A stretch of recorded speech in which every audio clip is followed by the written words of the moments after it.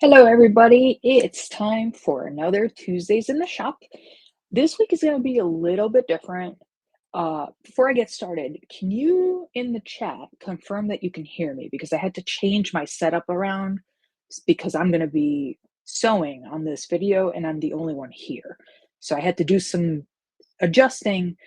On my screen, it looks like you can hear me, but I'm not so confident that that's true. So if somebody could just type in there, yes, we hear you, no, we don't hear you, that I would appreciate that. I will give it a minute. Yes, Sandra says she can hear me. Yay, thank you. All right. Thank you very much for confirming. So, here's what's happening this week. This is Tuesdays in the Shop, but half the store isn't here today, or two-thirds, I guess. It This week, it's just me, Ivete. I'm one of the owners, because Andrea and Jen both went to the H&H America show in Chicago. So for those of you who don't know, this is an industry show similar to Quilt Market in Houston. Quilt Market had been running for like, I don't know, 20 years or 40 years maybe. And then H&H was a big show in Europe. And then in the last few years, they started having an American one, which they call H&H Americas. It's in Chicago every year. And because of all sorts of stuff happening since 2020, that show has grown. And so they decided we should go. I couldn't go because of other commitments that I have. So Andrea and Jen are having fun there the next couple of days, checking out all the new stuff, placing orders. I can't wait to hear the update of what happened. But in the meantime, I'm still here. So we're still doing Tuesdays in the Shop. And I had a silly idea to do a jelly roll race quilt. You may not know what I'm talking about. This concept, I don't know who came up with this thing, but it's like a fun event or challenge or like icebreaker sort of a thing that you can do with other quilters. Like I've had this set up in quilt retreats, or we did it once online virtually with everybody trying to out sew each other. The point of a jelly roll race is you take a jelly roll, which is those 2.5 inch strips. Some companies call it a design roll or a roll up. But the 2.5 inch strips that come pre-packaged, it's a pre-cut option. It looks like this. This is called a jelly roll. And a jelly roll race is a style of jelly roll quilt where all you do is you sew each of these strips end to end into a long, long, long, long ribbon. And then you decide how wide your quilt should be. You subcut that ribbon and then you piece those strips together. It makes a striped quilt where the different prints, usually you piece them on the diagonal just like you would for a binding, right? So each different print will mix up in different interesting ways. Um, the reason I had this idea is because we just got these really cute new jelly rolls in from Tulip Pink. These come, I unpacked this already because I was trying to give myself a lead start here, but they come in this cute little pouch, which I have around here somewhere, but don't ask me where. Comes in a clear pouch, and it's this 3-pack of mini jelly rolls. A normal jelly roll will have like 42 strips generally. These have only 21 strips, so they're half size rolls, but then you get 3 of them. And Free Spirit designed this on purpose to go together into some kind of project. When I saw this, I was like, oh, this is the perfect setup to do a jelly roll race quilt, because if you use a 42 piece jelly roll to do this concept, you get like a 40 by 50 quilt roughly. Because these add up to 63 strips, I can get a real throw quilt out of this, and I'm pretty excited about the idea. And when I was trying to like brainstorm what am I going to do by myself next week, I thought it might be fun to see how far I can get in a jelly roll race against myself. Uh, for an hour, I am going to do as much as I can, and you guys can place bets in the comments if you want to see how far I'm going to be able to get through the 63 strips. I obviously will not get to the part where I'm sewing the strips together, but I don't know, maybe I could say 60 seams in an hour. I have no idea. Uh, so yeah, that's the plan for today. Because I'm by myself, I can't really manage the comments that well while I'm sewing. So my plan is I'll sew and just chat. And if you have questions, if you have thoughts, if you want to say whatever, just type it. And when I have a break, then I can look away from my sewing. I will look back at the computer and answer any questions. But I will be answering verbally, not in text, not in a comment because I can't really type and sew at the same time. Um, so yeah, any questions so far? Do you think this sounds like fun? Am I just insane?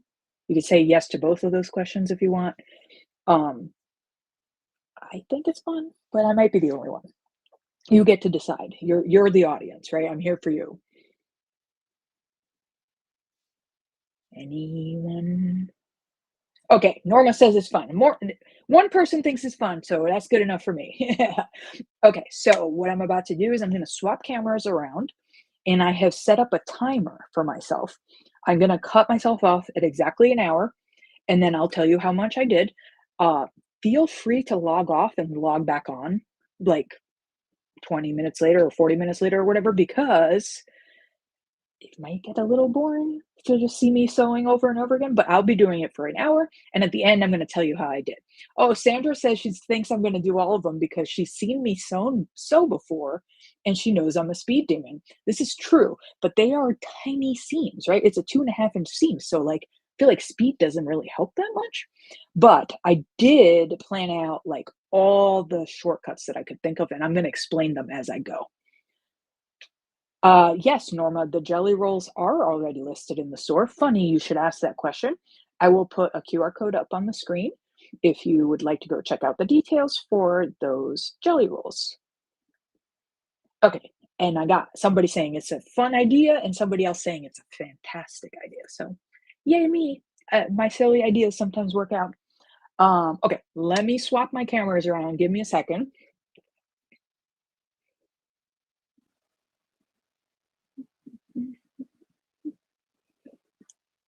Oh no, not what I meant to do.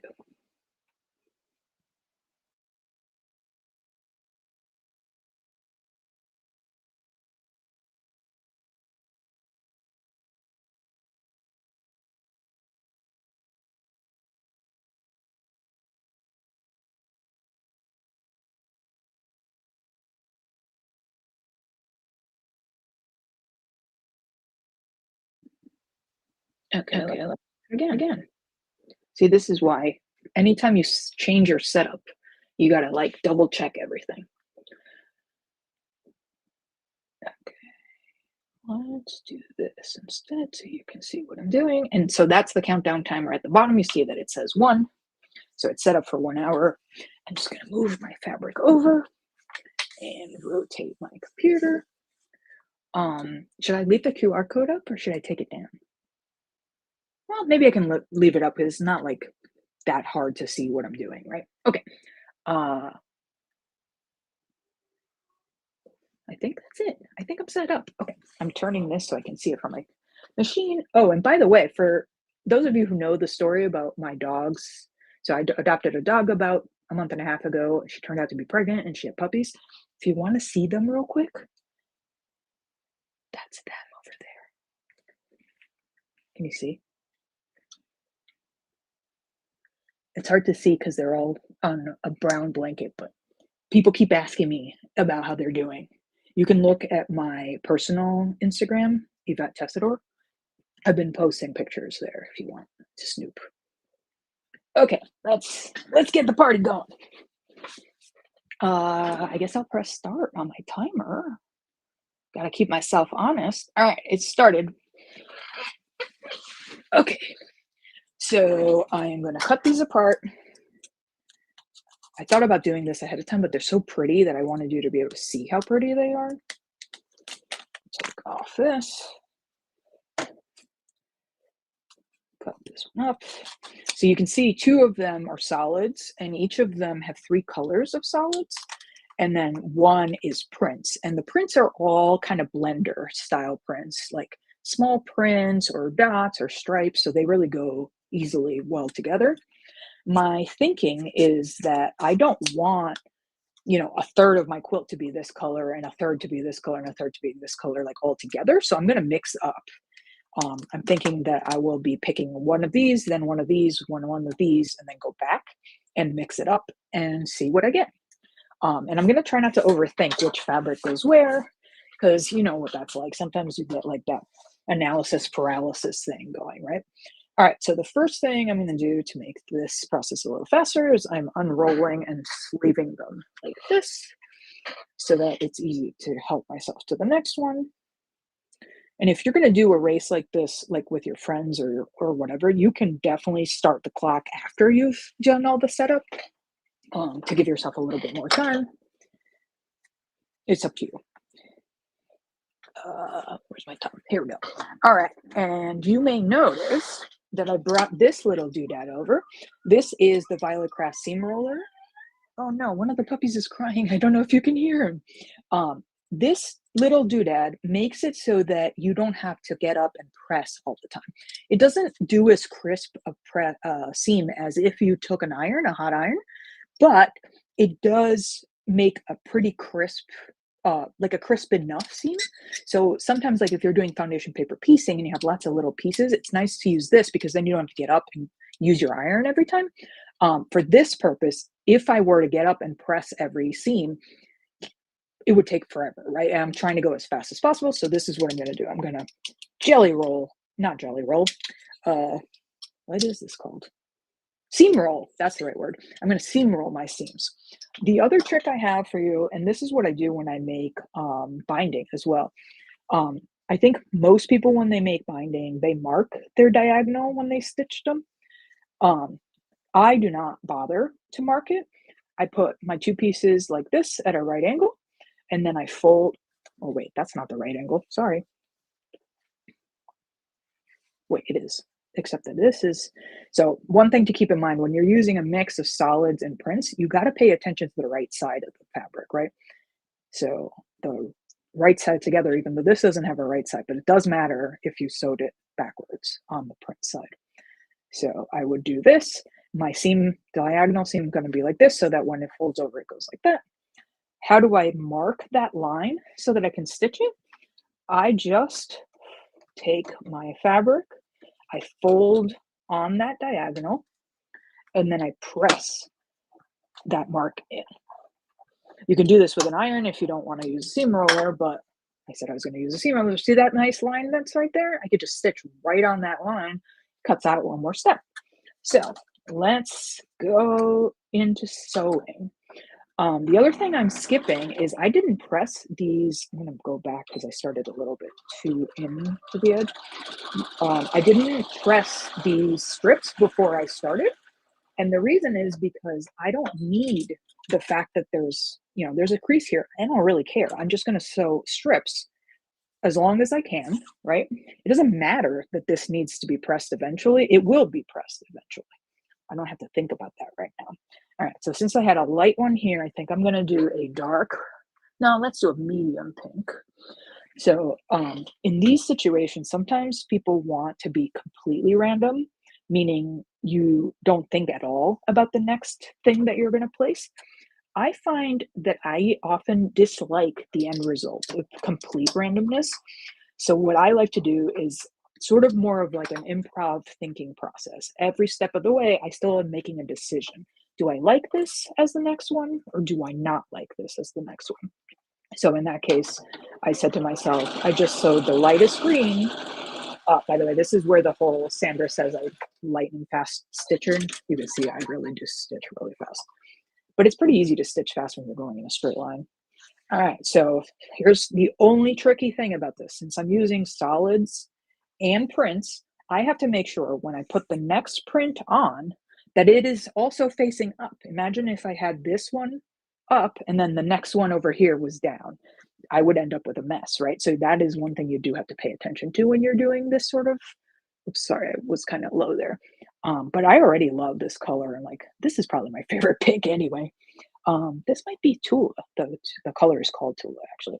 All right, do I want to go? I think I want to go to light again, because again, I'm trying to not have too much of a pattern, right? So if I always went green, print, pink, green, print, pink, I'd have a very uh, expected arrangement of colors on the finished quilt, and I'm trying not to do that. Yeah. So the thing I just said about right side is up, it does also apply when you're sewing solids.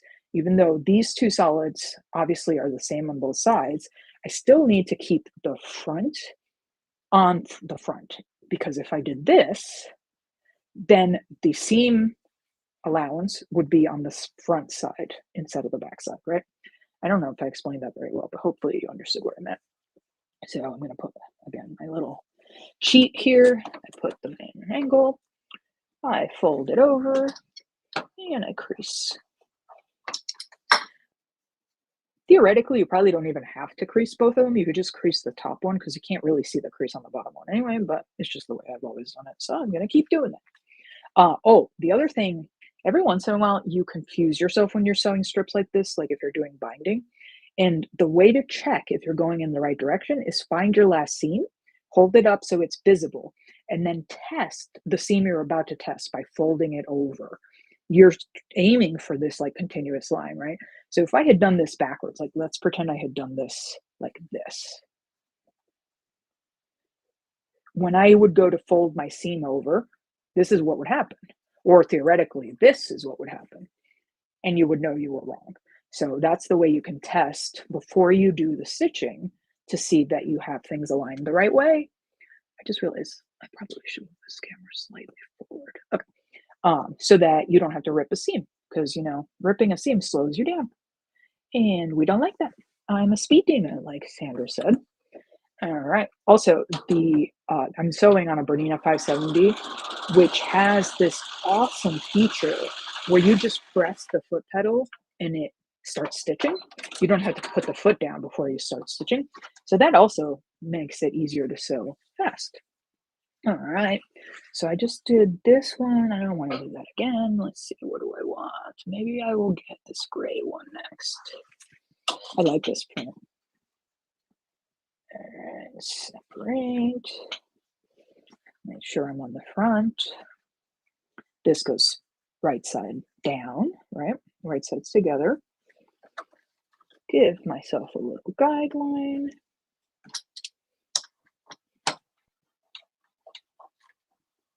All right. And let's do another one. Some of you might have a guide on the bed of your machine that helps you sew essentially a half square triangle. And if so, you don't even need to draw that line. Just if you want to pin them together and make yourself feel a little secure, more secure, you can. Again, I'm trying to do this as fast as possible, so pinning would just slow me down, and I don't like that. All right, I'm gonna do a dark pink. I did check, and it looks like no one has a question yet, so hopefully everybody's still enjoying. Actually, you know what? I'm going to try doing it just by eye and see how well I get. I just am curious. Oh, actually, that looks pretty freaking good. Oh, also, my 570, I have programmed the back kick so that when I hit the, oh my goodness, look how perfect that is. It's not actually perfect like this. It's just a slight bit off, but you know what? It's good enough. I think I'm going to stop marking. Andrea, if she is watching, is probably having a heart attack right now because this is so imprecise and she likes things to be precise. But this is not your quilt, Andrea. This is my quilt. Okay, make sure I'm on the right side. I'm on the right side. Let's see if I can do that a second time. Sometimes I get a little cocky and then I have to rip that. So I guess it's one of those like 6 of one, half a dozen of the other kind of situations where if you do the prep ahead of time, you don't make the mistake, but you have to spend the time. So if you're doing a race, you can decide, like, would you rather, oh man, that's pretty good. Okay. Decided, okay, you know what I think I'm going to do next? I'm going to go to a dark green. Instead of doing always 2 solids and then a print, I'm going to switch it up a little bit. Because again, I do not want this to look really regular when it comes together at the end. Wow, look how pretty those two greens are together.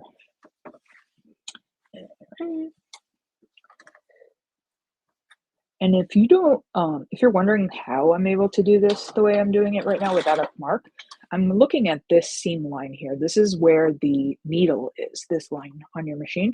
You could theoretically extend this over here, but in general, I'm pretty good at eyeballing small distances. So all you have to do is keep an eye on this point and try to put it right on that line that aligns with the needle. That was even better though. I'm amusing myself by doing something I didn't think I could do. This is sort of like the first time I tried to free motion a straight-ish line. I sat down on the machine and I was like, I wonder how that would work. And it came out much better than I expected. And then I started doing that all the time. It's like, as long as the straight line is short enough, like you can't go more than like 3 inches, or you end up with like a wobble usually. All right, so see again, I checked that I was on the right side. I made sure I'm on that same right side of this. I put my print face down. What was I saying? Oh yeah, so like I can do straight-ish free motion quilting lines. You just go, like this or like that. And yeah, it turns out I don't really need to use a ruler as long as it's a short distance. And these are short distances, right? This is a 2.5-inch strip. So the diagonal is what, like 3 inches-ish? Oh, look, this one came out terrible. I'm going to rip this one up. Except my seam ripper is not over here. Oh, no. Okay.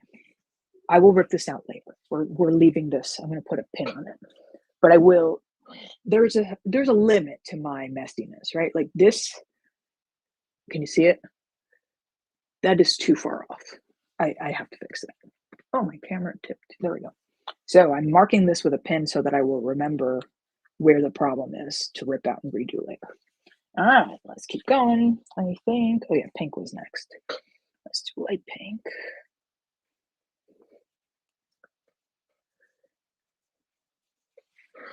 Oh. Haha, Sandra is saying she was guessing that I was going to start marking. You know me too well, Sandra.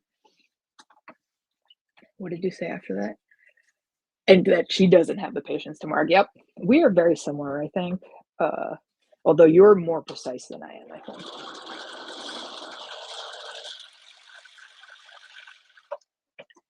All right. That's pretty good. This was medium, so maybe, have I done any darks yet? I'm gonna do a dark.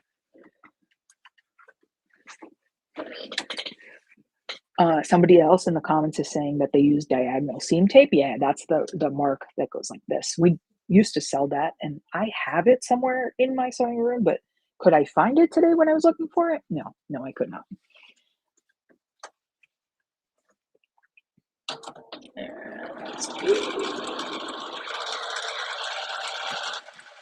Did you see me lift up the green top fabric to peek at the corner on the bottom fabric so that I could see that? Oh, look how good that one came out. It's pretty fun doing this. Like trying to go fast is my default, but this is like extra super fast. Maybe I want this one next. I'm trying not to overthink it, which is the tip that Terry left. Oh no, all my posts fell down. Fabric overboard. Sorry. That's not a fun thing to watch someone do. Just pick up their fabric that fell on the floor.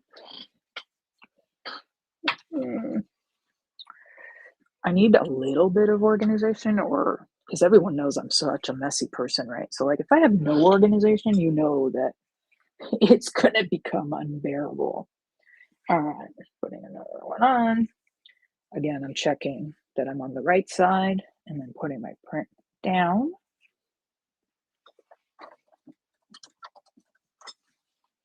I'm sitting kind of far away from the machine just because of the angle of the camera. So I might try to sit, because usually you want to sit sort of over your machine.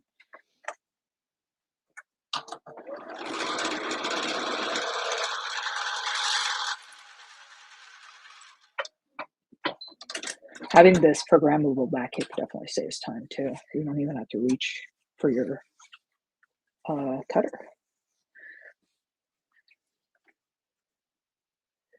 Sandra is asking if I'm offsetting the strips or the edges match. The goal is for the edges to match. You're essentially making binding when you do this.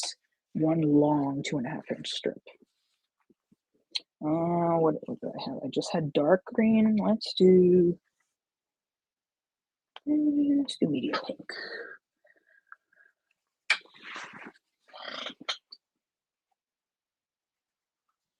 Okay.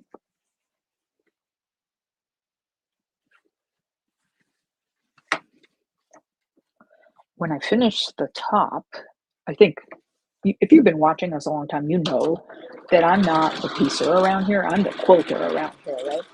So when I decided I was going to make this quilt, the major thing that I started thinking about was how I was going to quilt this quilt, right? Because that's the part that really excites me is when I get to do the quilting.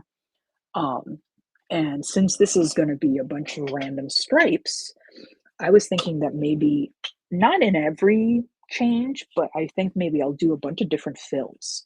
So as it progresses, have different patterns in the quilting, so it sort of echoes the fact that there are stripes of prints and solids throughout the whole quilt. I think that could be fun to quilt, sort of like an improv quilting thing, like a bunch of different patterns without any much planning ahead of time. I think that could be fun to do. How am I doing on time? Oh, it's been about 15 minutes. I have no idea how many I've sewn. A bunch.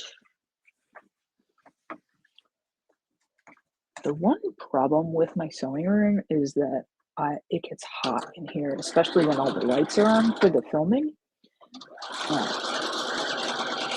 So I'm already kind of schwitzing over here. And it's only been 15 minutes. All right, see if that one's okay. Yep, that's pretty good. I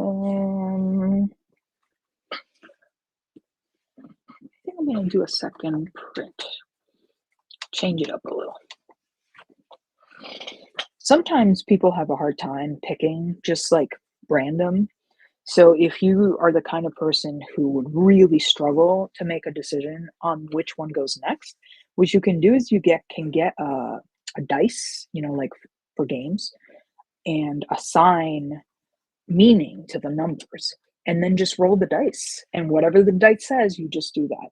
And that way, it really is random, and you don't end up in that situation where you can't commit to the next choice because you're afraid you're going to make a mistake. You just do what the dice says.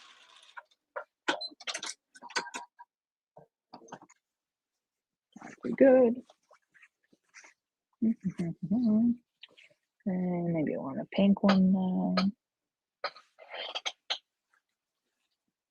don't remember. I think this is called Giggle, this color. It's such a pretty pink.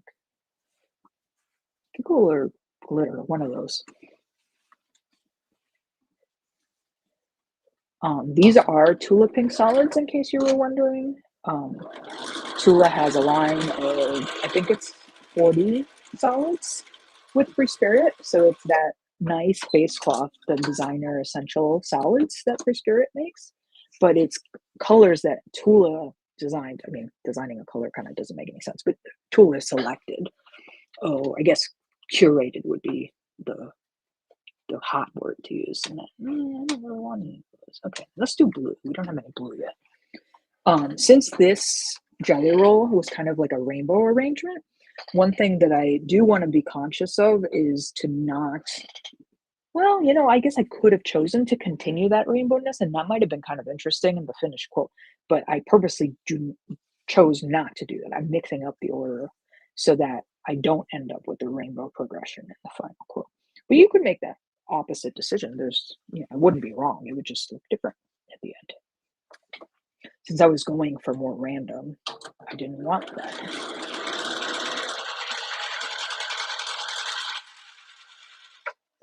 Alright.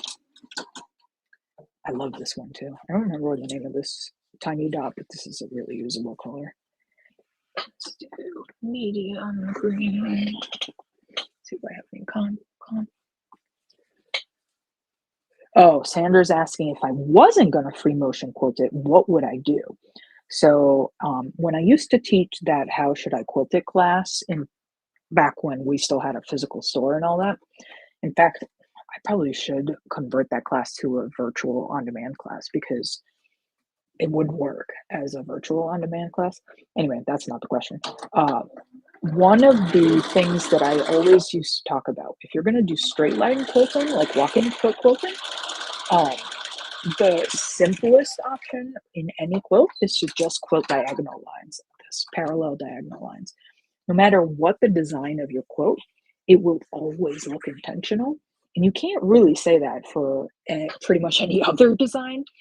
Um, and it's easy and it's fast. My tip for you, if you're going to do diagonal lines like that, is to not commit to the density of it at the beginning. And what I mean by that is pretend you start quilting diagonal lines and you space them an inch apart.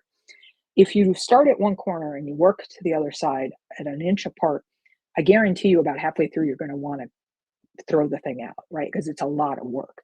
Instead, what I teach people to do is quilt the center line first, and then quilt halfway between the center and the edge and halfway between the center and the edge, and then split those differences again. So at every point, whenever you split the distance and put another quilting line in, you could stop at that point as long as you have enough quilting for whatever your batting requires, right? So some batting only needs to be quilted like every 8 inches. If you end up with just 3 diagonal lines that are 8 inches apart on your baby quilt, that's enough quilting to keep the quilt together.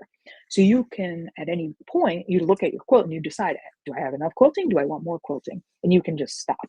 If you had committed to an inch wide spacing from the beginning, you couldn't just halfway through decide, oh, now I want 8 inches wide, because then one half of your quilt would be very dense and the other half would not be dense at all. And that is not going to work. So yeah, that's my big tip for anytime you're doing straight lines, whether they're diagonal or straight.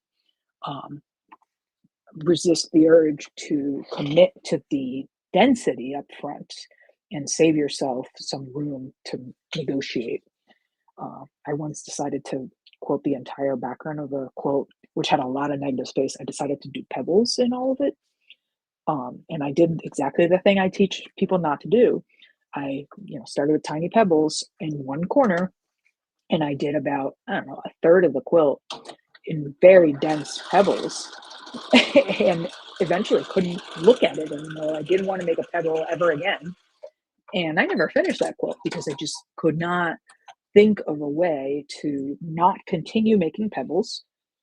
And I also couldn't force myself to make any more pebbles. It was like that perfect storm of, I don't want to look at it anymore. And I can't think of anything better to do. Oh, you're going to try it? Oh, Sandra's saying she's going to try a Jelly Roll race. Yay. I think it would also look nice if you did just horizontal line quilting because it'll be so stripy. I think that would look good too. You could just quilt like down the middle of each strip or something like that. Or maybe the middle of every third strip, or some pattern. They also lend themselves nicely to like big stitch hand quilting. You don't have to quilt a lot. You could do like sort of like a Sherry Lynn Wood, sort of like free motion hand quilting. I think that would look beautiful. Am I supposed to do a print or no? I'm supposed to do pink. Mini little. All right, so now I'm just checking how the distribution of lights and darks is, because I don't want to end up with all my pinks, all my light pinks on one side and all my dark pinks on the other side. Like that's going to look like a mistake, I don't want them to be perfectly distributed either, but I also don't want, super unbalanced. Like a happy medium is what we're aiming for here. All right. Somehow managed to back up again. Oh, you know what? Probably this floor isn't even. It's like every floor in New York City is not level, right? probably the floor is not level here, and I'm sliding back in my rolly chair without realizing it. Which one do you want to do now? Just did a stripe. Did I just do a stripe? I think I'm doing a stripe. Let's do this one.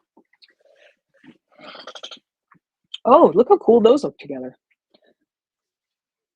It's almost as if Tula was coordinating. She is coordinating. I'm kidding. Oh, one of the babies is crying again. I don't know. Can you guys hear the puppies in the background? They're like 2 feet away from me. And some of them have gotten quite vocal in the last couple of days. One of them was trying to bark earlier today. It was so cute.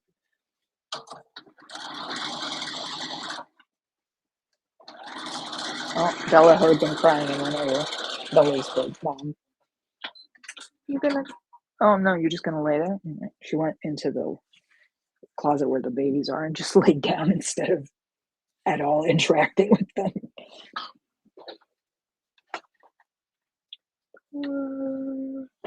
Oh, see, in this one I've used fewer of the middle greens. So I just grabbed another middle green. Medium green? Middle green doesn't make any sense. Is this right? Yeah, that's right.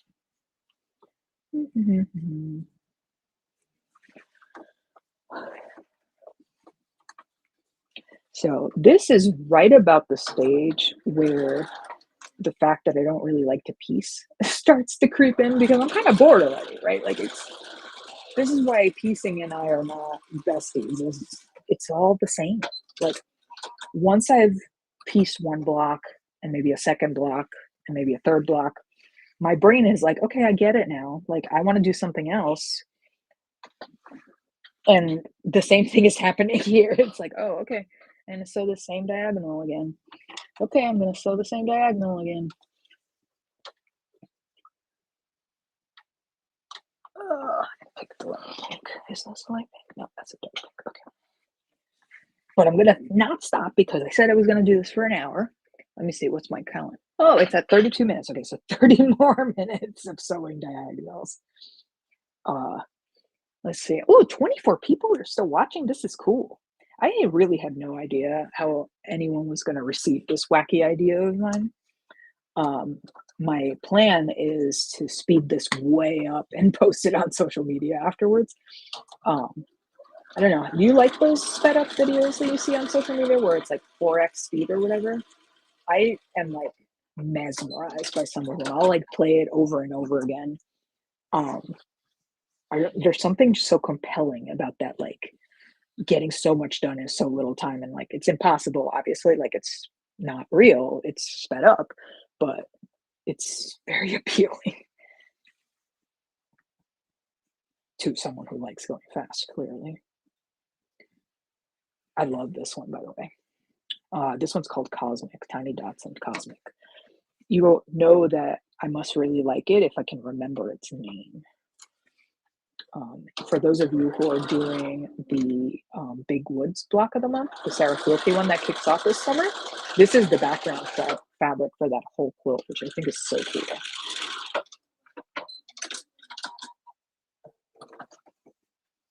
Pretty good. I'm gonna throw a little wrench in there and do a second print. It'll be a little wild. And do this one.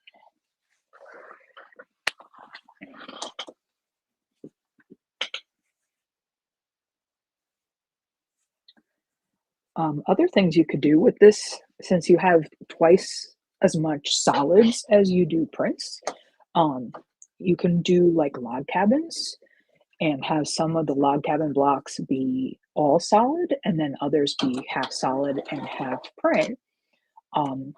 There are so many fun layouts you can do with just a simple log cabin block if you do half and half, and then you lay it out in all kinds of different patterns. Oh my goodness, there's a puppy under me. Oh, look.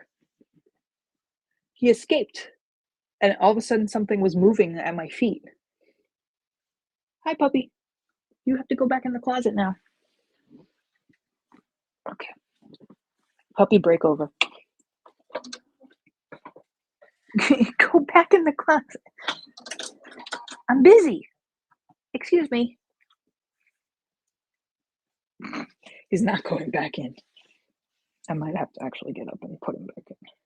Okay, so I had just on pink, so let's do green.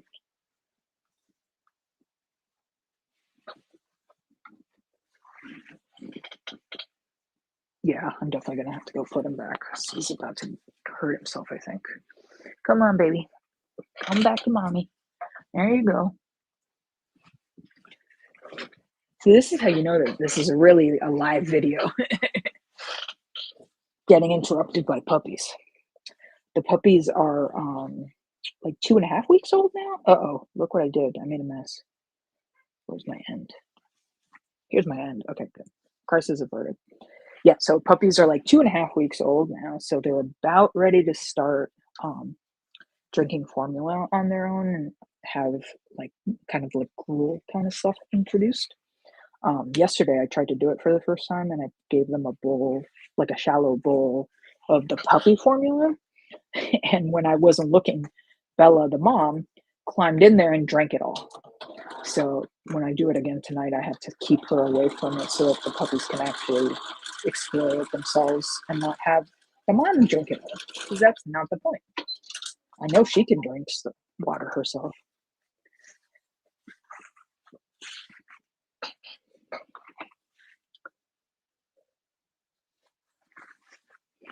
And if you're wondering, the puppies are going back to the shelter when they are 8 weeks old to be adopted. So if you live in New York City and you're looking to adopt a puppy, I will tell you that these will be some of the most used to people 8-week-old puppies ever, because I am handling them a lot and desensitizing them.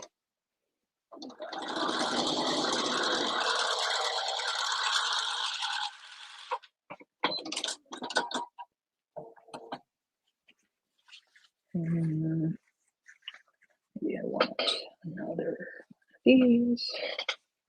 I really love this blender, and this has like a rainbow inside it too. Oops. Okay, well, if you drop it on the floor, it definitely slows down your progress. Oh, now the babies are nursing. Good. Better than escaping. I ordered them a puppy playpen because they are getting so big that they can escape the boundary that I made for them. But the first 2 weeks, they can't really move around that much. I mean, they can kind of crawl around or scoot around on their chests, but they can't get very far. And now that they're starting to try to walk, 2 of them have managed to climb out of there. And I found them in the middle of the room, asleep together, which was cute. But also, like, that's not where they were supposed to be. They were supposed to be in the closet. This is my sewing room and my sewing room closet / nursery.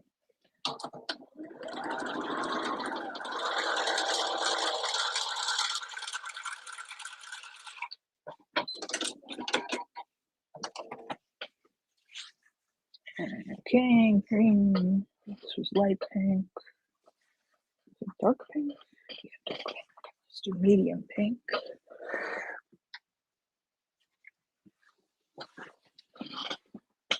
Man, I love this color.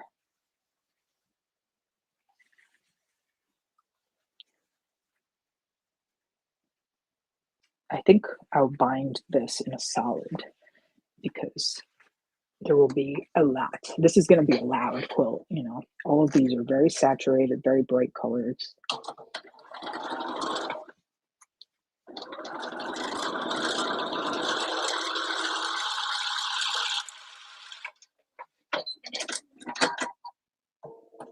Something that's jumped up there. I wonder what that was.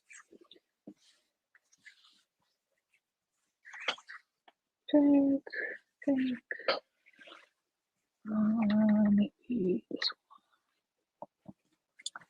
one. No, let's do polka dot. Polka dot.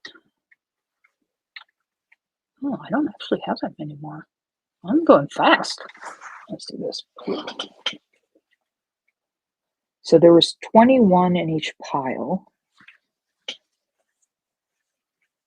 wonder if I'm using too many solid prints. Seems like I have less prints than the other two. I used two solid. Yeah, I think that I was doing the right breakdown. Oh, see, I said it looked like something weird had happened. Something weird did happen. My needle came unthreaded. Oh my God, come on. Now, why the needle came unthreaded at that moment, I have no idea. It's still in the uptake lever, so I don't have to undo everything. Just stick it right back in there. For those of you who are sewing on a machine that does not have a manual seam or needle threader, you do not know what you're missing. Like, I am sitting really far away from my machine, so I can hardly see the eye on that needle, right? But the threader threaded it for me, no problem. I really cannot seem to stay at the top of like up near the machine. I keep sliding backwards. Oh, look, I almost made a mistake. This is not the top. So this is why you check, especially if you put it down and you picked it back up. You make sure that you're going to put your seam on the outside, not the inside. Like so.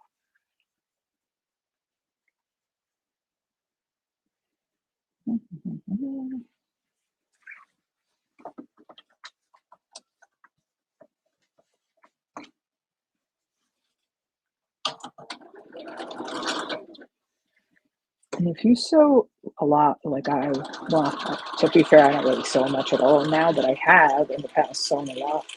You start to really know your sewing machine to the point where you'll be able to hear it sound different and know that something is happening that you maybe have to deal with. When we had the store and we would be in the classroom and everybody was stitching on those machines, sometimes I'd be across the room and I'd hear one of them do something and I'd know immediately, like, oh, that one did X, right? Just based on the sound of it. Same with like if you have a long arm, you can kind of hear that the needle got dull, for example. The sound of the stitch going in is different.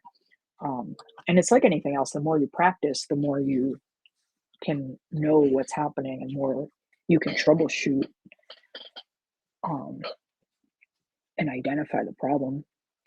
In a former life, I used to run a knitting store on the Upper East Side, and it was the same thing with that. Like, I would be able to see a drop stitch from like across the room when we would have knitting circle, and I'd be like, "Oh, hold on," and run over there and fix it.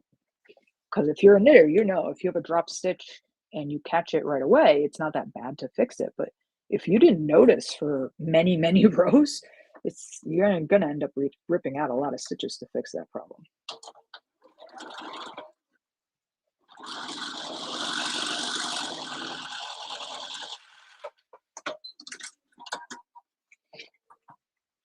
The babies are all having dinner. It's pretty cute.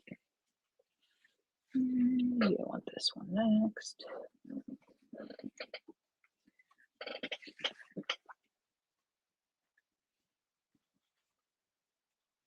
So one thing about my hands is that if I do the same repetitive motion for a long time, like a lot of you know that I have issues with my hands and my joints. Um, the sen- the sensation on my fingers starts to dull if I'm doing the exact same motion over and over again. Especially if I sit in the same position for a long time. And that is now starting to happen. So you saw, or maybe you didn't see it, when I was trying to separate the two sides of this red strip, my fingers were not cooperating. Like it was like I couldn't grip one side in order to take it out.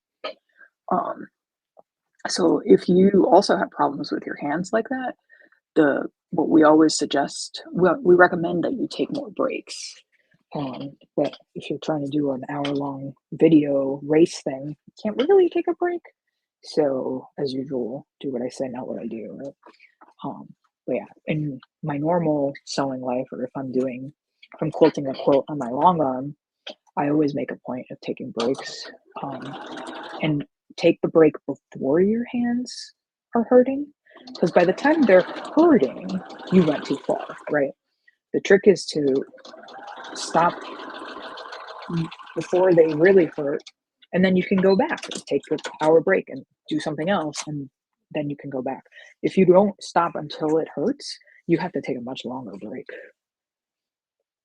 I was reading something online about a woman who was hand quilting a Hawaiian quilt who has, I think it's arthritis.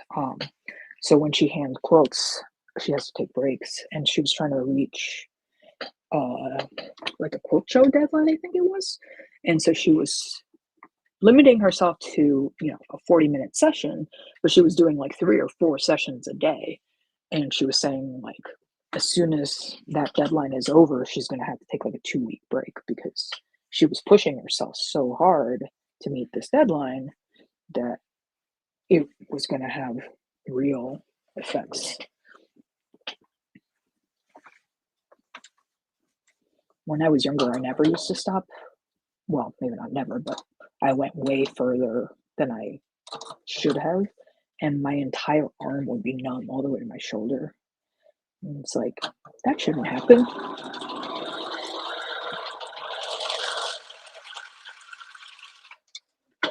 Now I don't do that anymore. Funny how that works, right?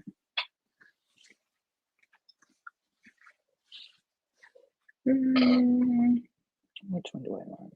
I think I want. Yeah, it seems like I have fewer of these. Okay, I'm going to count.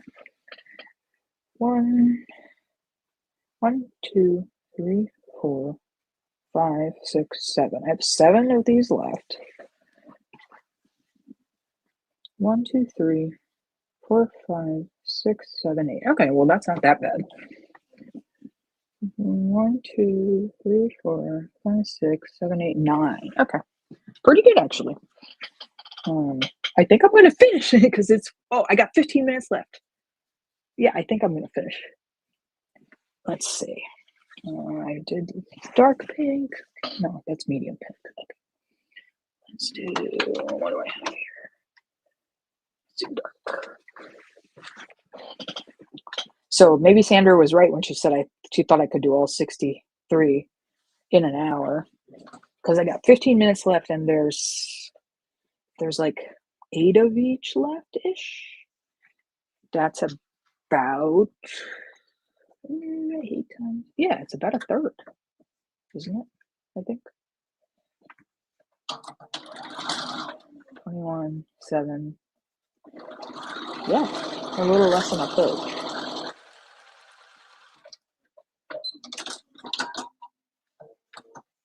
Although I only have a quarter of the hour left, so maybe not. Maybe I stop chatting and just sew. I'm gonna put another pink. Mix it up a little. My right hand is really starting to hurt though.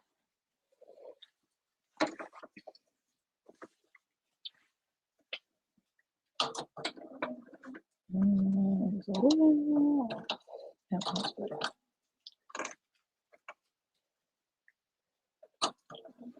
This also happens if you, like me, are not so into piecing.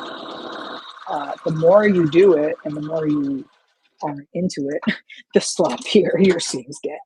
So like my seam allowance at the beginning will be like a pretty good 1/4 inch seam. And then by like an hour in, it's gotten much bigger because I'm annoyed and I'm trying to go faster. And if you want accuracy, you need to slow down. As much as I don't like telling anyone to slow down because I want to go fast, but you have to be willing to give up some of your accuracy if you want to go fast. So like if you ever see Andrea piecing, she prioritizes perfection and points and accuracy above all else. So I would say she sews maybe at half the speed that I do, and she also puts a lot more pins in than I do. I hate putting pins in because it slows you down. But we have different goals, right? Like I'm trying to finish as fast as I can so I can get to the quilting, and she's wanting her her blocks to be as perfect as she can get them. I think we got 2 of these, 3 of these, 3 of these. Okay, that's pretty good. What I didn't want to have happen is completely run out of, say, prints a third of the way from the end, right? Because there's random, and then there's looks like you made a mistake.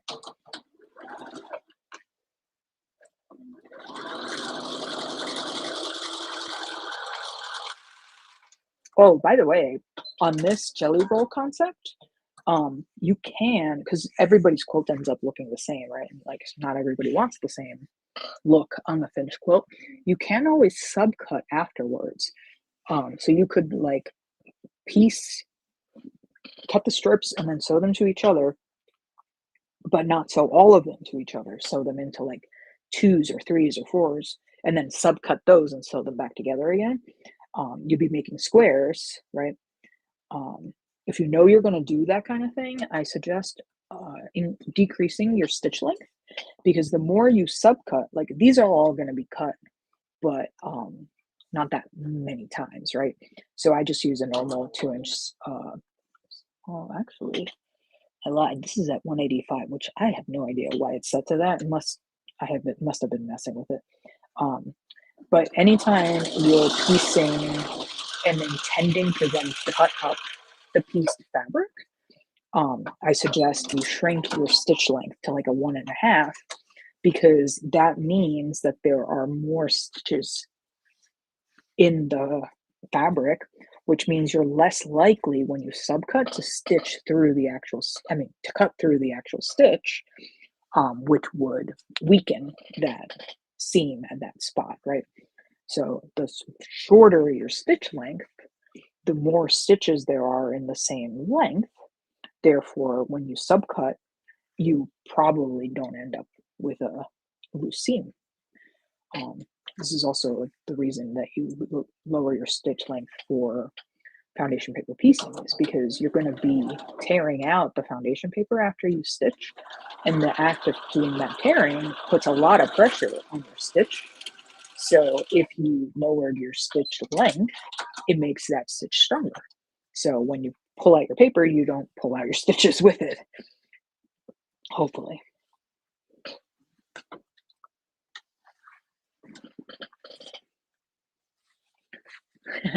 Sandra said, "Go, Ivete." Oh, what time is it? Oh, I got 11 minutes left. I really wish this chair wasn't sliding backwards every time I breathe. Note to self, next time I do this, I need a better chair. One that has locking wheels.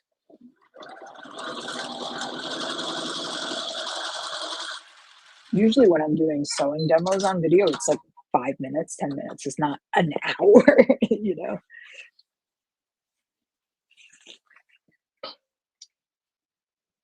Medium pink, my favorite. You can tell I'm getting sloppier as I'm trying to outrace the clock. Oh, these two colors are really pretty too. Makes me think of what's that designer? Barrett Bradley, I think.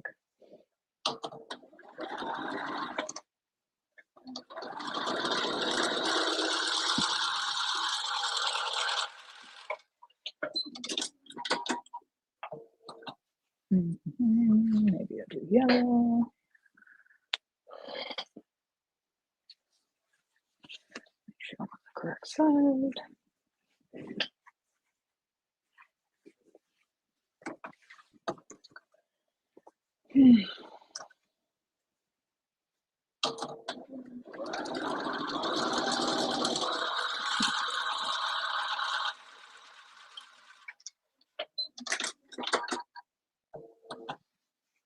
Ooh, that one came out really nice. Look how straight that one is.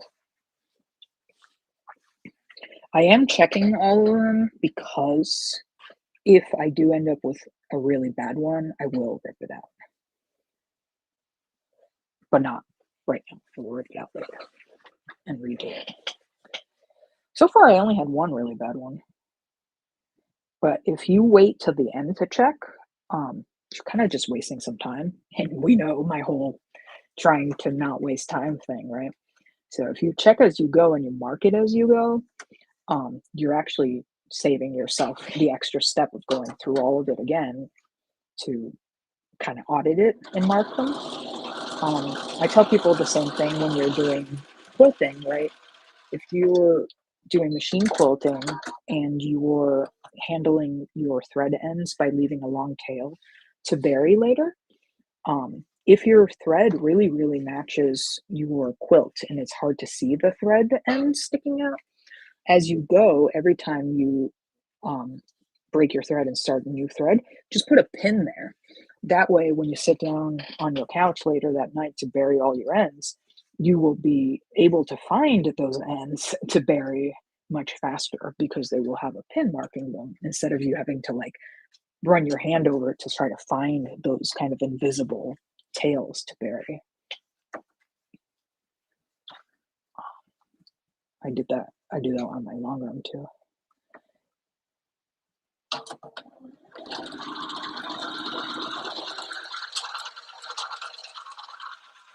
Something kind of funny just happened. Let's see what that. Did you see that? The back of it kind of plopped up. Oh, look, a piece of the other thread got caught. No, it's no big deal. No big deal. Berninas can handle it. Do I want the blue one or do I want the pink one? Yellow. I don't want the blue one.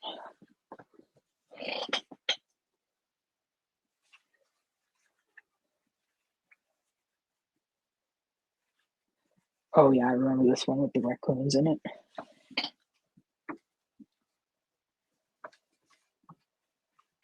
don't remember which group that was from.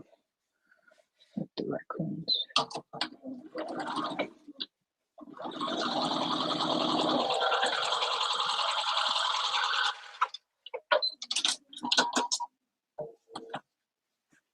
Good. Was it a medium? Stupid part.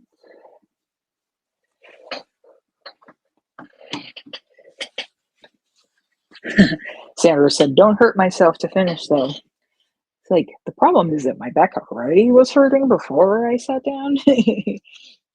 Also, for those of you who are watching, you may have seen me just pull a little piece of lint off.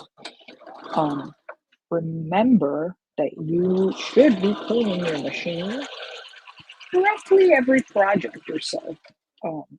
The amount of dust that gets pulled into your machine, especially if you're a quilter and you're sewing 100% cotton fabric, right? 100% cotton thread, those options are linty. They shed, and that lint builds up inside your machine, and it makes it harder to sew. It makes your machine have to work harder. It makes for a bad stitch quality. It makes for more nests on your thread. So, as much as no one's favorite part of sewing is cleaning out your sewing machine, it is a necessary step in the process. It's sort of like oiling your car, you know? I mean, changing the oil in your car, not oiling your car, oiling your machine. It needs to be done. It's not fun, right? But regular maintenance extends the life of your machine and it also just makes sewing better. You don't want to be fighting your machine the whole time. Do I care if this pink goes right here? I think I'm going to do the dark one. Have a little more contrast. Oh, good. Now the cat is yelling in the background. You probably can't hear her because she's in the other room. I got like a zoo over here, basically. There's my cat, whose name is Jean, and then there's my dog, whose name is Bella, and now there's also 6 puppies. So there's 8 animals in my apartment right now. Oh, the cat came closer. You may be able to hear her screaming there. She's been surprisingly uninterested in the puppies, though. I even held a puppy up to her so she could sniff it, and she didn't care one bit. Oh, what am I doing on time? 4 minutes? Is that what it says? 4 minutes. Oh, I'm so close.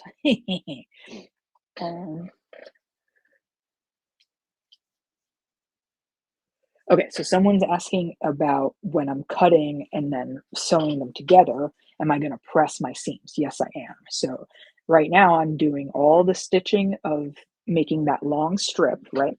And then when I'm done with that, I will press all the seams. Well, actually, I will trim all my seams, right? Because right now they aren't trimmed. So I'll trim them to a 1/4 inch seam allowance. And then I will press to one side or the other. Usually I press to the dark side.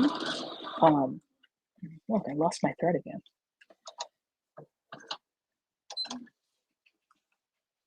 Just because I'm trying to hurry.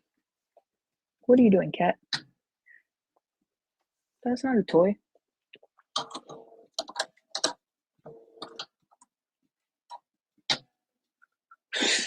She seems upset that I moved the computer from its normal spot. What was I saying? Okay, so first I'm sewing all the seams. Then I will trim the seam allowance to a 1/4 inch. And then I will press all the seams to the side, to the darker side of the two fabrics. Then I will figure out what width I want the quilt to be and subcut my giant long strip into that length, however many of them I can get, and then start sewing those to each other.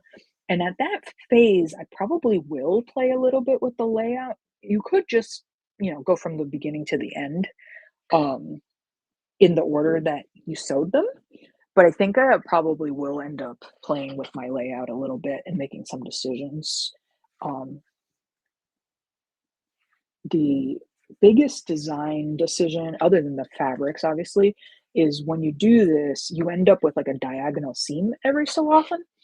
And that can look really weird if it's not laid out into some kind of distribution. Imagine you had all your diagonals lined up. I mean, that actually would look intentional if you did it that way. But pretend you had like 40% of them like this, and then the other 60 were messed up. Like that would look like a mistake, right?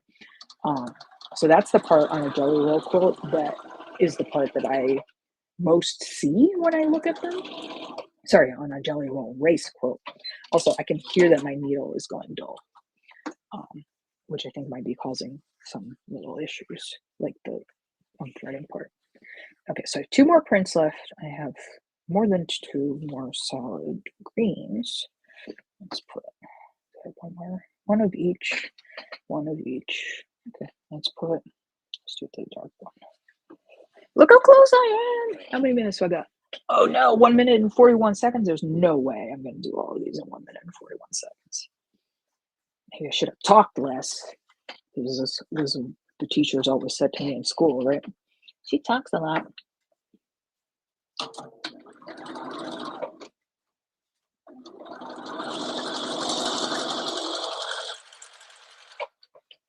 Hurry, hurry, hurry, hurry.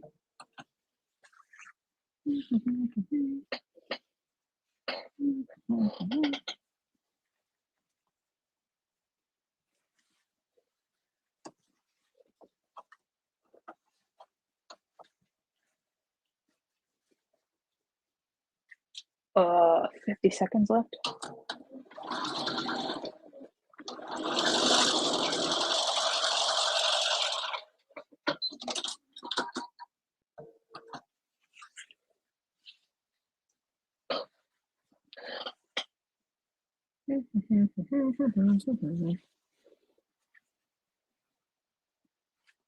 And you may remember that I started with a solid at the bottom.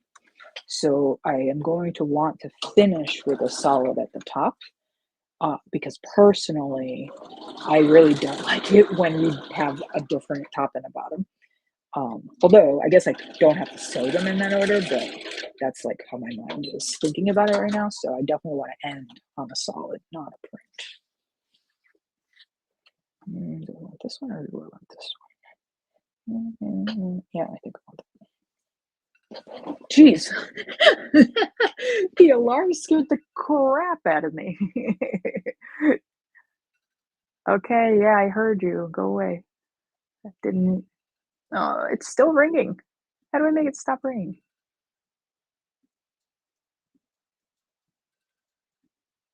Oh my goodness. How do I stop? Okay. Phew. That was stressful. Sorry about that. I didn't realize I wasn't going to be able to stop it. All right, so let's see. I have left one, two, three, four. That's not bad. So I did 59 in an hour.